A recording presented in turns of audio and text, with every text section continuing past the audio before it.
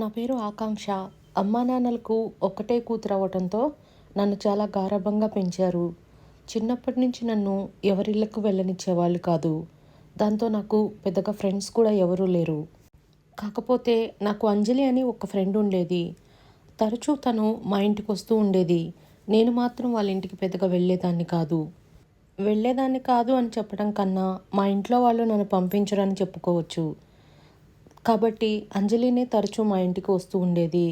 ఎప్పుడో ఒకసారి అది కూడా ఏదైనా పని పడితేనే అంజలి వాళ్ళ ఇంటికి వెళ్ళి కొంచెం సేపు తనతో టైం స్పెండ్ చేసి వచ్చేదాన్ని. ఒకరోజు నాకు ఇంట్లో ఉండి బోర్ కొడుతూ ఉంది. దాంతో ఇంట్లో వాళ్ళతో, అమ్మా నేను అంజలి వాళ్ళ ఇంటికి వెళ్ళొస్తాను. పైగా వాళ్ళ ఇంటికి వెళ్ళి చాలా రోజులవుతుంది. ఇంట్లో ఉండి ఉండి నాకు కూడా బోర్ కొడుతుంది. త్వరగా వచ్చేస్తాను అని బ్రతిమాలంగా, సరే వీలైనంత త్వరగా వచ్చేసేయి అని మొత్తానికి మా అమ్మ నాకు పర్మిషన్ ఇచ్చింది. దాంతో ఇక హడావుడిగా అంజలి వాళ్ళ ఇంటికి వెళ్ళాను. అలా అంజలితో కలిసి, ఏంటే ఎప్పుడు నువ్వే వచ్చేదానివి, ఈరోజేంటి నువ్వు మా ఇంటికి రాలేవు అని అడిగాను. నువ్వే చూస్తున్నావు కదనే, అమ్మ నాన్న ఇంట్లో లేరు, పని చాలా ఉంది, అందుకే రాలేకపోయాను. అయినా ఏమవుతుందంట, ఇలా అప్పుడప్పుడైనా నువ్వు మా ఇంటికి రావాలి కదా అంది. అలా ఇద్దరం కూర్చొని మాట్లాడుకుంటూ ఉన్నాము. సరేనే, నువ్వు కూర్చొని టీవీ చూస్తుండు, నాకు లోపల కొంచెం పని ఉంది, పని చూసుకొని త్వరగా వస్తాను అని తను లోపలికి వెళ్ళింది. అలా నేను వరండాలో కూర్చొని టీవీ చూస్తూ ఉన్నాను. సరిగ్గా అదే సమయానికి ఎవరో రోడ్డు మీద నిలబడి రమేష్ అంటూ అంజలి వాళ్ళ అన్నయ్యని పిలుస్తున్నారు.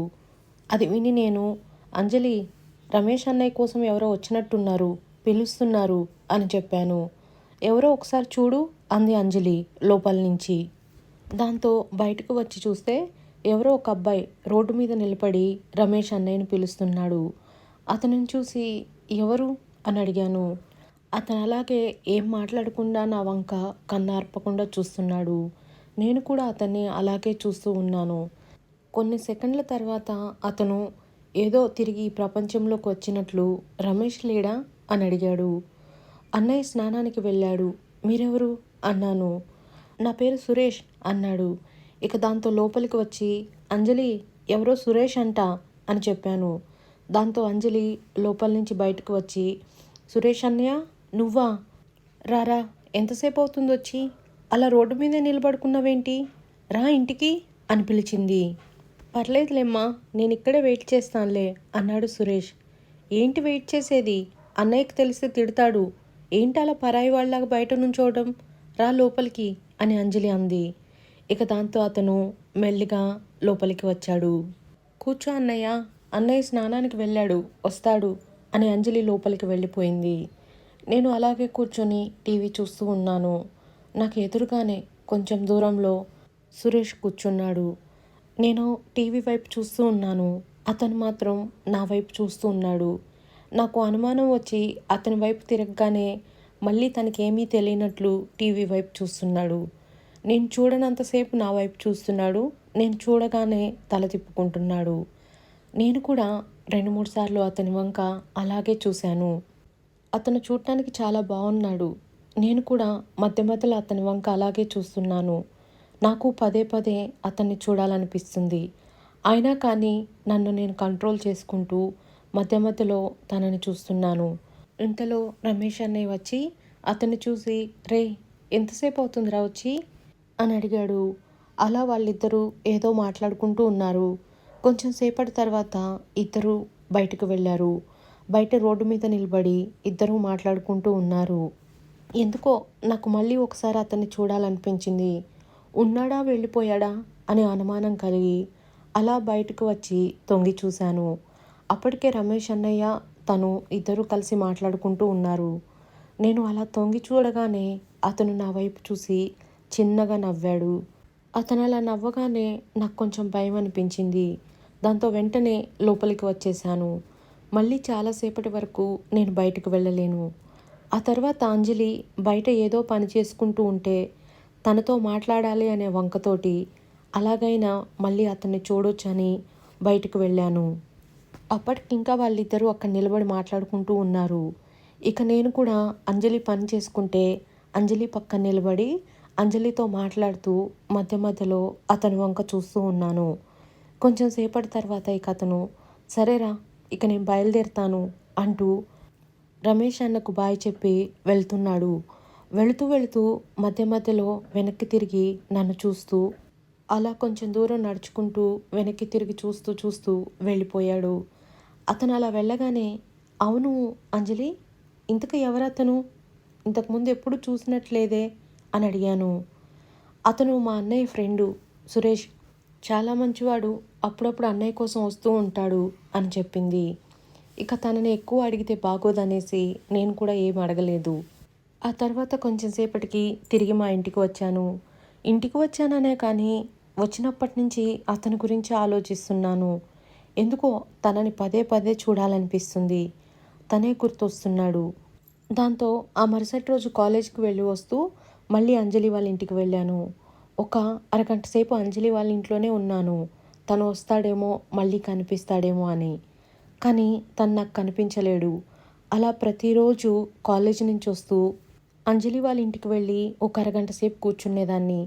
మళ్ళీ మా ఇంటికి వచ్చిన తర్వాత అమ్మ వాళ్ళు ఎలాగో నన్ను వాళ్ళ ఇంటికి పంపించరు కదా అనేసి కాలేజీ నుంచి వస్తూనే వాళ్ళ ఇంటికి వెళ్ళేదాన్ని. వారం రోజులు వెళ్ళినా కానీ అతను మాత్రం నాకు కనిపించలేడు. ఇక అతను రాడేమోలే అని నేను కూడా సైలెంట్ అయిపోయాను. నేను కూడా ఆ రోజు నుంచి మళ్ళీ అంజలి వాళ్ళ ఇంటికి వెళ్ళడం మానేశాను. పైగా అంజలి కూడా అతను అప్పుడప్పుడు అన్నయ్య కోసం మా ఇంటికి వస్తూ ఉంటాడని చెప్పింది. అప్పుడప్పుడు అంటే ఎప్పుడనేది కూడా క్లారిటీ లేదు కదా. అందుకే ఇక నేను కూడా వాళ్ళ ఇంటికి వెళ్ళడం మానేశాను. అంజలినే తరచూ మా ఇంటికి వస్తూ ఉండేది. మధ్యలో మళ్ళీ ఒకరోజు ఆదివారం. ఇక నాకు ఎలాగో సెలవు కాబట్టి నాకు కూడా ఇంట్లో బోర్ కొడుతుందని మళ్ళీ అమ్మని పర్మిషన్ అడిగి అంజలి వాళ్ళ ఇంటికి వెళ్ళాను. ఈరోజైనా తను కనిపిస్తాడో లేదో, తను కనిపిస్తే బాగుండు అనుకుంటూ మనసులో తలుచుకుంటూ వెళ్ళాను. నేను వెళ్ళేసరికి సురేష్ వాళ్ళ ఇంట్లో ఉన్నాడు. అతన్ని చూడగానే నాకు చాలా సంతోషం అనిపించింది. కానీ నా సంతోషాన్నంతా మనసులోనే దాచేసుకున్నాను. అతను కూడా నన్ను చూడగానే చిన్నగా నవ్వాడు. అలా ఇద్దరం ఒకరినొకరం చూసుకుంటున్నాం కానీ ఏం మాట్లాడుకోవడం లేము. తర్వాత నేను అంజలితో అవును అంజలి, నేను ఆ మధ్య చాలా రోజులు మీ ఇంటికి వచ్చాను కదా, అప్పుడు ఇతను కనిపించలేడు, మళ్ళీ చాలా రోజుల తర్వాత ఇతను కనిపించాడేంటి అని అడిగాను. ఓ అదా, అన్నయ్య ఎప్పుడు పడితే అప్పుడు రాడు, తను ఓన్లీ సండేసే వస్తాడు, తను మిగతా రోజులు పనికి వెళుతూ ఉంటాడు అని చెప్పింది.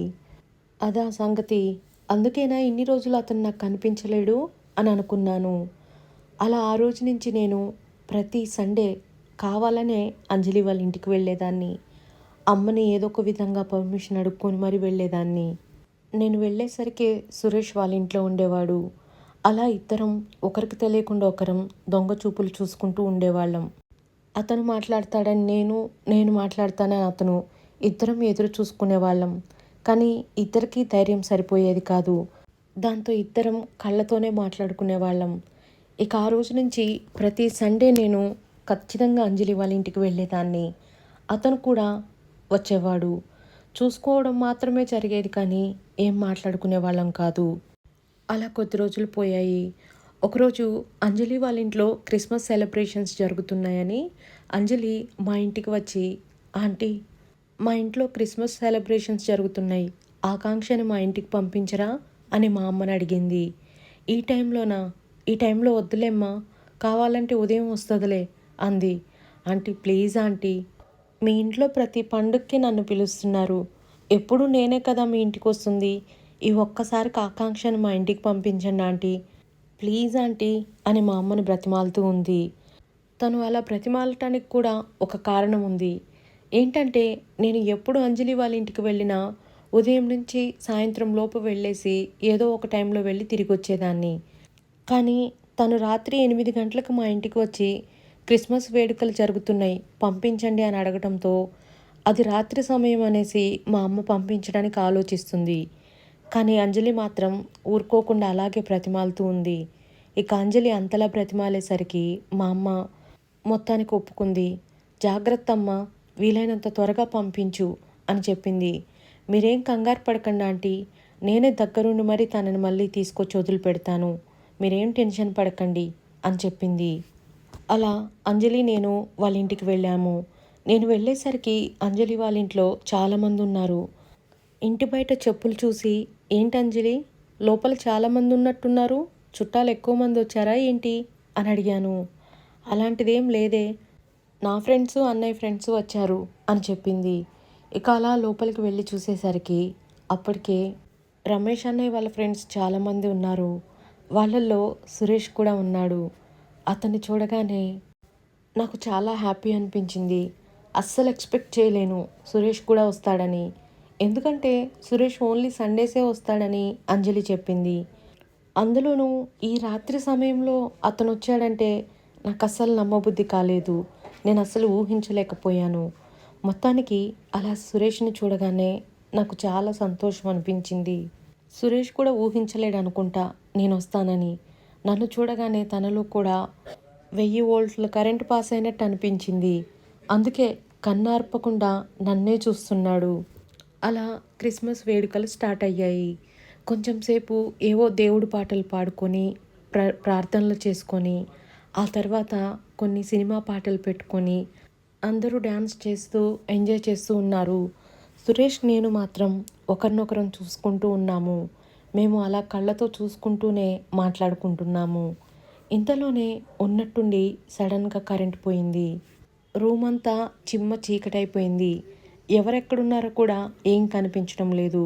అప్పుడే అంజలి, క్యాండిల్ ఎక్కడుందో చూడమ్మా, క్యాండిల్ తీసుకురా అని అంజలి వాళ్ళ అమ్మ చెప్పింది. దాంతో అంజలి క్యాండిల్ తీసుకురావడానికి లోపలికి వెళ్ళింది. అవి సెల్ ఫోన్లు కూడా లేని రోజులు కాబట్టి ఎవరి దగ్గర టార్చ్ కూడా లేదు. కాబట్టి క్యాండిల్ వచ్చే వరకు ఎక్కడి వాళ్ళు అక్కడ అలాగే నిల్చుండిపోయారు. సరిగ్గా క్యాండిల్ రావడానికి ముందు ఇదే ఛాన్స్ అనుకున్నాడో ఏమో, ఆ చీకట్లోనే తను నా దగ్గరకు వచ్చి నన్ను గట్టిగా కౌగిలించుకొని ముద్దు పెట్టుకున్నాడు. అలా సడన్గా వచ్చి ముద్దు పెట్టుకునేసరికి నాకు చాలా భయం వేసింది. సరిగ్గా అదే సమయానికి అంజలి లోపల నుంచి క్యాండిల్ వెలిగించుకొని వచ్చింది. ఇక ఆ వెలుతురులో చూసేసరికి అతను ఇంతకుముందు ఎక్కడైతే నుంచొని ఉన్నాడో మళ్ళీ అక్కడే నుంచొని ఉన్నాడు. అతని వంక చూడగానే చిన్నగా నవ్వాడు. అమ్మ దొంగ, కరెంటు పోయినప్పుడు చేసిందంతా చేసి మళ్ళీ ఎవరికి అనుమానం రాకుండా ఉండడానికి ఎక్కడున్నాడో అక్కడే నుంచొని ఉన్నాడే అని మనసులో అనుకున్నాను. ఇంతలోనే మళ్ళీ కొంచెం సేపటికి కరెంట్ వచ్చింది. కరెంట్ వచ్చింది కదా అనేసి అంజలి క్యాండిల్ ఆర్పేసింది. అలా అందరూ మళ్ళీ ఆటపాటల్లో మునిగిపోయారు. తను మాత్రం అలాగే నుంచొని నన్నే చూస్తున్నాడు. మళ్ళీ ఉన్నట్టుండి కరెంట్ పోయింది. ఈసారి క్యాండిల్ కోసం వెతికే పని లేదు కదా, ఎలాగో క్యాండిల్ దగ్గరే ఉంది కాబట్టి ఈసారి తొందరగానే వెలిగిస్తారు అనుకున్నాడో ఏమో, దగ్గరకు వచ్చి నన్ను చేయి పట్టుకొని పక్కకు లాగి గట్టిగా కౌగిలించుకొని అలాగే ఊపిరాడకుండా ముద్దు పెడుతున్నాడు. నేను కూడా ఈసారి అతనికి సహకరించడం మొదలుపెట్టాను. ఆ తర్వాత ఏం జరిగిందనేది నేను నెక్స్ట్ ఎపిసోడ్లో వివరిస్తాను. చాలా ఇంట్రెస్టింగ్గా ఉండబోతుంది. అస్సలు మిస్ కావద్దు, పూర్తిగా వినండి. అలాగే ఈ వీడియో కనుక నచ్చినట్లయితే ప్లీజ్ అండి నా ఛానల్ని సబ్స్క్రైబ్ చేసుకోండి. అలాగే వీడియోని మాత్రం అస్సలు లైక్ చేయడం మర్చిపోవద్దు. ప్లీజ్ అండి, ఒక్క లైక్ అయితే ఇవ్వండి నా వీడియోకి. మళ్ళీ నెక్స్ట్ ఎపిసోడ్లో మళ్ళీ కలుద్దాం.